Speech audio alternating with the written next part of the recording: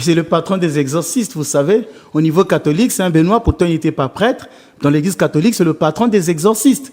Il a même une médaille qui est... Je ne sais plus si la loi existe toujours, mais on demandait que cette médaille soit bénie par un prêtre exorciste. Bon, moi, je n'aime pas trop ça parce qu'il n'y a pas un prêtre qui ferait plus de bénédictions qu'un autre.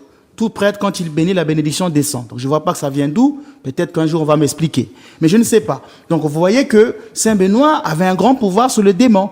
Et donc, c'est toute sa vie qu'il a lutté contre le démon. Toute sa vie. La jalousie dont on a parlé dernièrement, de ce prêtre qu'il avait jalousé, de ces prêtres qui le jalousaient. La médisance qu'il a connue quand on parlait mal de lui, les calomnies. Toutes les tentatives d'empoisonnement qu'il a vécues à 2 reprises, on a voulu l'empoisonner. Mais tout ça venait du démon. C'est le démon qui voulait le détruire. C'est pourquoi, par exemple, celui qui fait la calomnie, il est instrument du diable. Vous savez que le Christ appelle le démon le père du mensonge.